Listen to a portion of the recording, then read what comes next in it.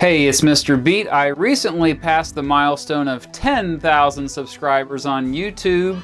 I think this is a pretty big deal because it took me a long time to get to this point, but some of my friends and family don't. Guess what, Mom? I got 10,000 subscribers on YouTube. It's great. What's YouTube? Hey, Dad, guess what? What? I got 10,000 subscribers on YouTube. And you want a cookie or a chest to pin it on? What? What? I cookie. YouTube, big deal. Oh wow, YouTube. So Regan, I got 10,000 subscribers on YouTube.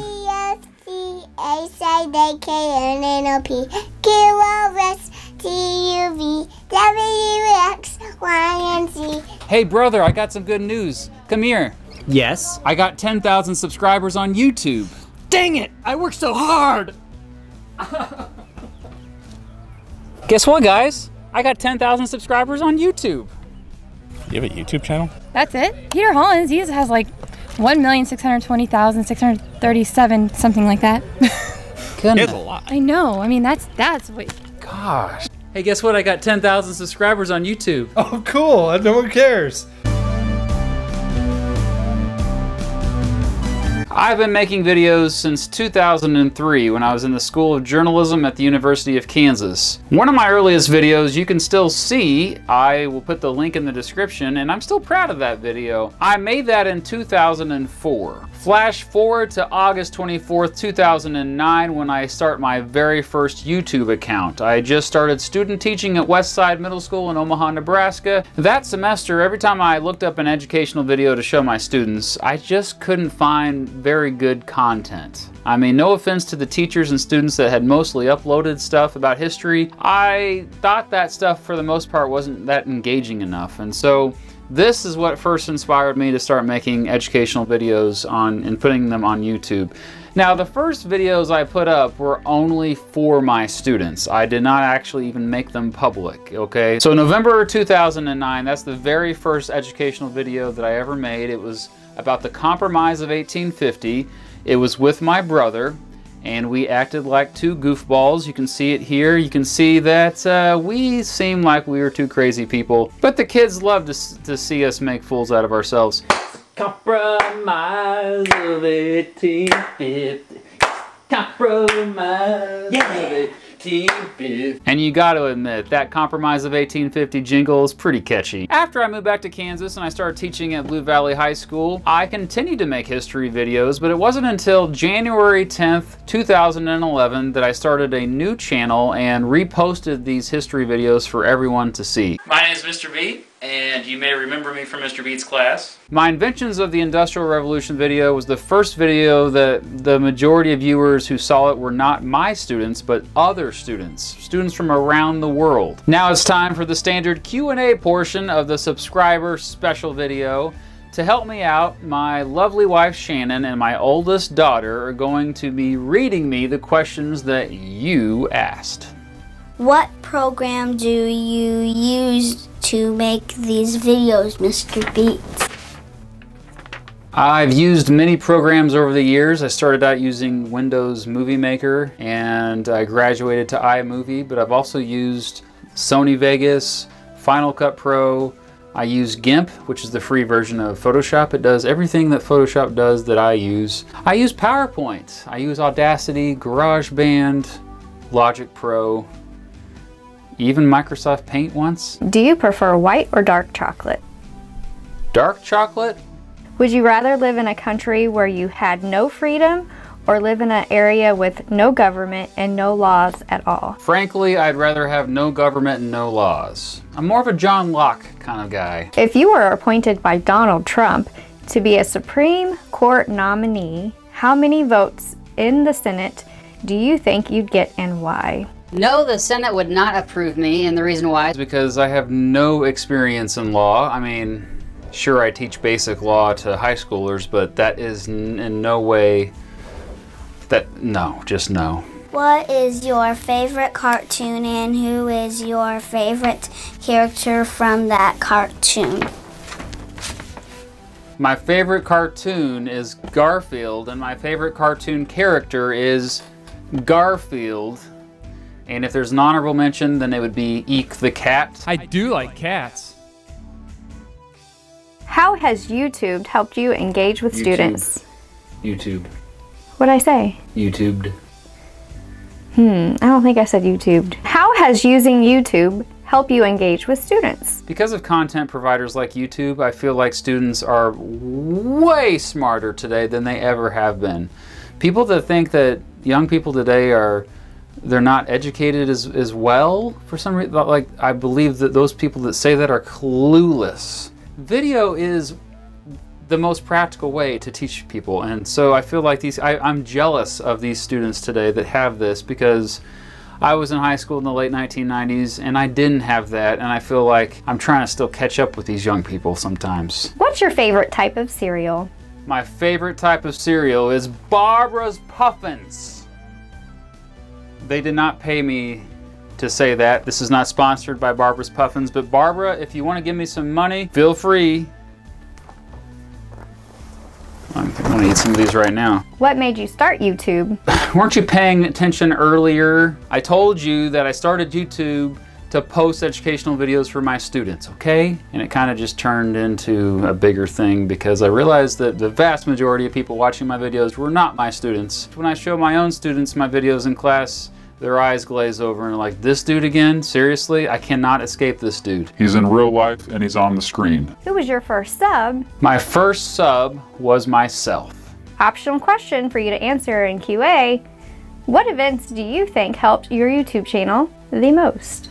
Probably what helped my YouTube channel the most was my presidential election series, and I put a post on Reddit that made it to the front page. I posted an Ask Me Anything. Say, hey, ask me anything. I just made a video about every presidential election in American history, and it was a success, a smashing success. What is your favorite band? Well, other than Electric Needle Room, my favorite band is Radiohead in general. Shout out to Grant Hurst.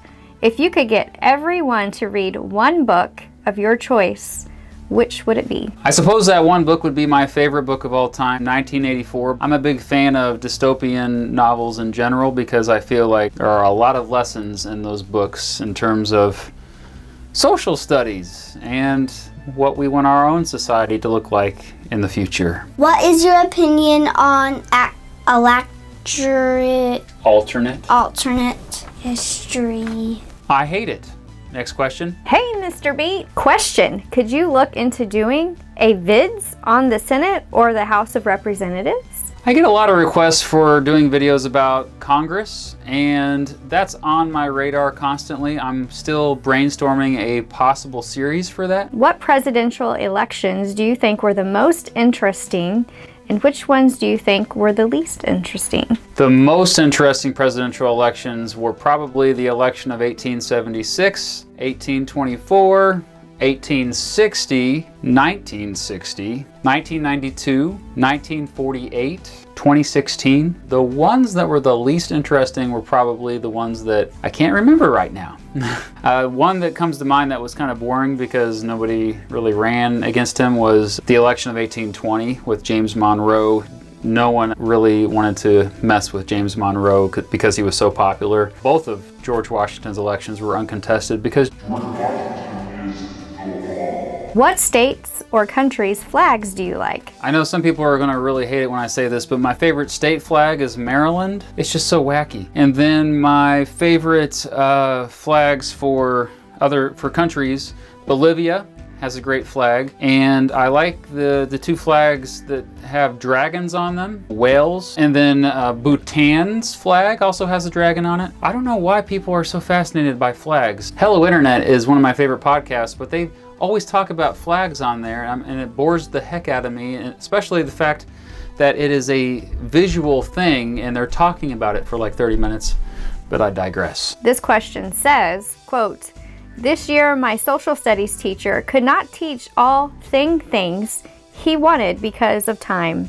So do you ever run out of time to teach things in social studies? And if so, what do you have to skip? Yes, a lot, because we just don't have enough time, and there's just so many events and so many concepts to cover. Most teachers go chronologically, so you know, the last 30, 40 years get neglected quite a bit in my class and most history teachers' classrooms. But when I used to teach world history, I taught it thematically, so certain topics would get left out for that. Usually it was... I just like had to skim over some of the wars, which most teachers spend a lot of time on wars. But I skim over them if we run out of time because I'm just like, you know, it's... There's a lot of similarities. Other than me, obviously, knowing better, who are your top 5 favorite YouTubers or YouTube channels? Other than knowing better, and then all of the other featured channels that you can find on my home page that are all excellent. I consider them friends of my channel. There are so many to mention, but 5 that came to mind just because I feel like they both are influential but also deserve a shout out are Cogito.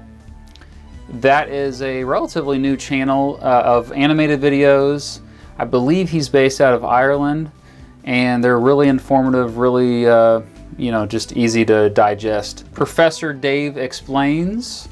I had the luxury of meeting Professor Dave in person at VidCon, and he was hilarious, and his videos are incredibly effective and educating. Everything is carefully placed so that learning is maximized. And then the other channels you guys have already heard of. They're just really influential to me right now. Nerd Writer, I watch a lot of. Real Life Lore, even though he's only been around for a couple years or less, he is blowing up. And Vice. They actually have investigative journalism. That is very rare on YouTube. Mr. Beat 2020. That wasn't really a question. But Mr. Beat for president. And what party are you joining, and who is a vice president? Okay, I would never run for president unless I'm trying to like sell a book or something, but yeah, if I were to run for president, I would run as an independent, and my running mate would be Mr. Betts. No, I am not Mr. Betts, okay? I am Mr. Beat. People get me mixed up with him all the time. I wish I was cool as him, but I'm not. Quote, congratulations on 10,000 subscribers. And I actually want you to do top 10 best presidents name. And how do you get your information? And how do you pick which videos to upload? Top 10 best presidents. This is off the top of my head, okay. George Washington, Grover Cleveland, Calvin Coolidge is good. Franklin Roosevelt's pretty good. James Polk, goodness. I mean, I'm not saying these are good people, but I'm saying good presidents. Let's see, Abraham Lincoln, not too shabby. John F. Kennedy, pretty good. Dwight Eisenhower. Theodore Roosevelt. Thomas Jefferson. Is that 10 yet? James Madison, if that's, maybe that's 9 or, yeah, James Madison's good too. How do I get my information? It's all in my brain. It's just in there. No, I read books mostly. I watch other videos. I mean, most of what you need is online these days. I'm pretty spoiled when it comes to research. I mean, you can get a lot of primary sources within seconds as well. The ideas for the videos, they just kind of come to me a lot of times when I'm, you know, in the shower or at the gym or something, who knows, like random times the video ideas pop in my head. And I also have a curriculum that I have to teach for my students in real life. And so a lot of times if I go searching for a video related to a topic that I'm already teaching and I find that there's not really a good one out there, that's when I decide I'm gonna make a video about that topic. Why do you create your channel? And I think you cannot often presidential candidates, so FEC should have one. What the hell does that mean? Why did I create my channel? I already answered that earlier, mummy. Shout out Political Junkie. He asked, has the education system changed since you got into it? And has YouTube changed since you got into it? Congrats on 10K. This is kind of a depressing answer, but the education system has not changed that much at all since I got into it. Technology is finally being upgraded in terms of more and more students have access to laptops and, you know, tablets. My school is going 1-to-1 next year, which means every student will have their own laptop issued by the school, so that is exciting. But when I student taught in 2009, those students had 1-to-1 as well. How has YouTube changed? It hasn't changed a whole lot other than the fact that my evergreen videos, the ones that are stuff that you can watch 10 years later and it's still the same information, those don't do as well anymore. It's kind of sad because I'm pretty sure YouTube favors quantity over quality these days, and anyone who has an education channel like you, Mr. Political Junkie, who you're gonna change your channel name. If you do change it before this, we'll have to update this. But like your channel, you have great quality content, but because it just takes so many hours of your life, you can't possibly keep up with a weekly schedule. So it's a pity, because if you did, probably you would get more views and subscribers, but that's the nature of the beast right now. Okay.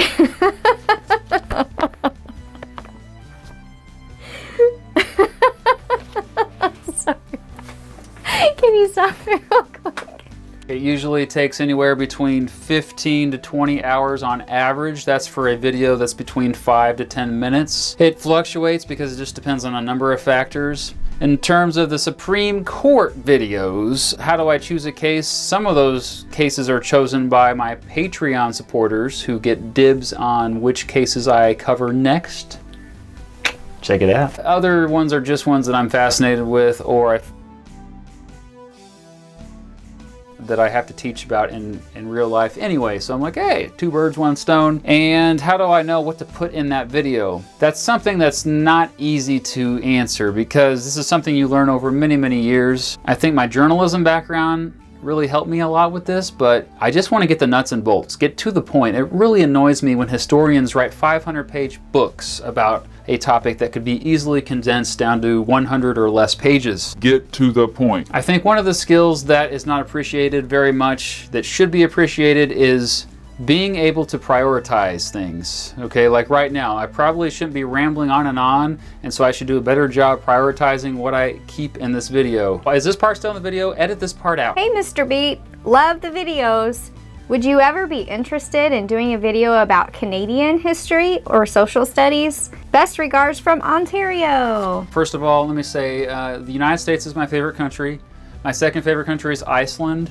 And my third favorite country is Canada. So yes, Canada I've always loved, I've always been fascinated with. I kind of want to live there, but as far as their history, like, I have not been as motivated to cover them, so I'm sorry. It's probably not going to happen anytime in the near future. Do these people actually watch your channel? Congratulations on 10,000 subscribers. Thanks for watching.